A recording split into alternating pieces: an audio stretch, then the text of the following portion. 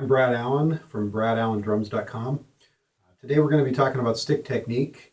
Specifically, we're going to talk about the full stroke. This is not one of the most exciting things in drumming, I guess, but it's one of the most important things because no matter what kind of music you play, you have to learn to hit the drums correctly if you're going to be able to play your best. Otherwise, it'll slow you down going around the kit. And so we're going to talk about full strokes. Basically, I was introduced to this many years ago by a teacher named Dave Divis, who at the time was studying with jazz great Joe Morello. And so this is the method, the way I understand it, that Joe used with his students to teach them proper stick technique. The first thing is we're going to learn to bounce the stick off the head so the stick does most of the work. And so in order to do that, basically you want to get out of the way of the stick. You don't want to lift the stick, you want the stick doing all the work. So if I throw it in, you notice it comes back up, which is what we want. That's called a half stroke. This is called a full stroke.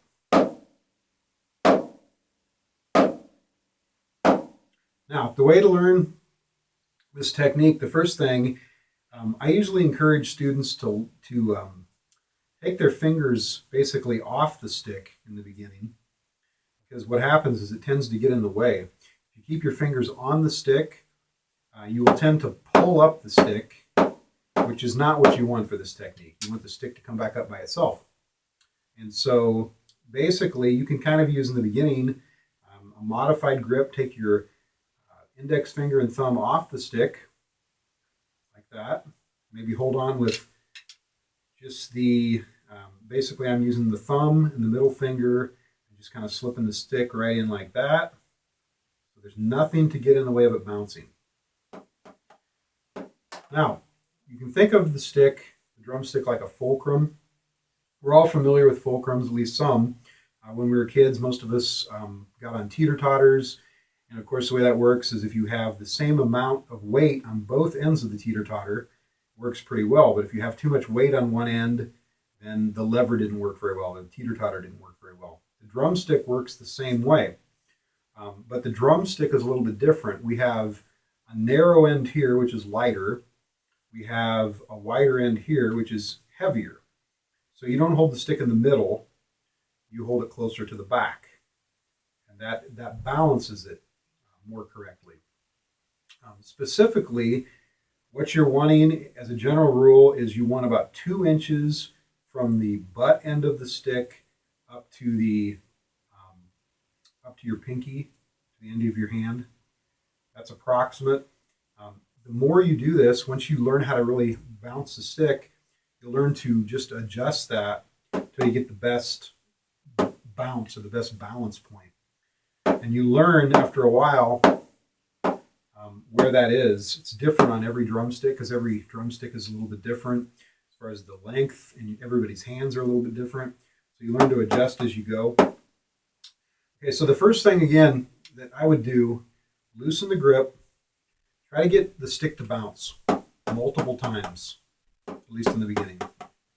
Then you know it's actually bouncing. And again, adjust the fulcrum up and back and forth till you find the best spot. Once you get it to bounce, you're going to bring it up. Try to let it bounce one time and catch it. That's called a half stroke. Now, if I go all the way up, it's called a full stroke. Just like that. What I recommend is practicing this, 5 or 10 minutes a day. My instructor, when I first learned this, he had me practicing it 15 minutes a day. What I found with most students is they don't have the attention span.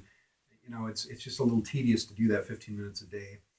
If you can do that, that's great. But I say 5 or 10 minutes is pretty effective. If you do that every day for a week, you'll notice a big difference in your playing.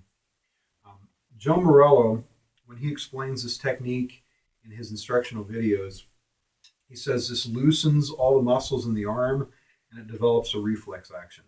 I just know that it's very, very effective for developing more power, fluid motion on the drums. So you're going to practice with a very loose grip, just like that. You might want to start with half strokes first until you get comfortable. As you get more comfortable with the half strokes, then raise it all the way up to the full stroke. And if the stick goes flying across the room, if you accidentally let go of it, you know that you're doing it right. You know you're actually bouncing the stick. Now, as you practice this and get more proficient with it, what you're going to want to do is actually put your fingers around the stick in the actual matched grip.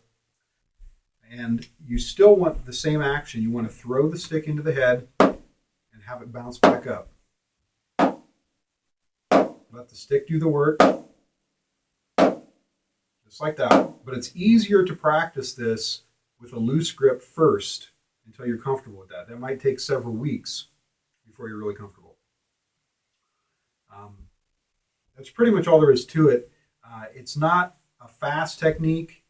Basically, it's not a speed exercise. It's more about strength and control.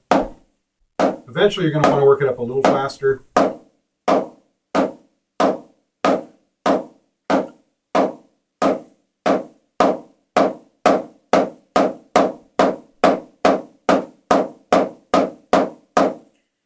When I was in the military, I was in the Army band for almost 8 years. I practiced this every day as a warm-up. And it's no different than an athlete who goes out to run. He still has to stretch every day. And once you have this technique down, you still have to practice it, but you can use it as part of your warm-up routine, just a few minutes every day. And again, it'll make a big difference in your technique if you practice this on a daily basis once you master it. I think that's about it for today. If you've enjoyed this video, please take the time to subscribe to the channel and like the video. And I'll continue as I get time to post more drum lessons. And hope this helps you out.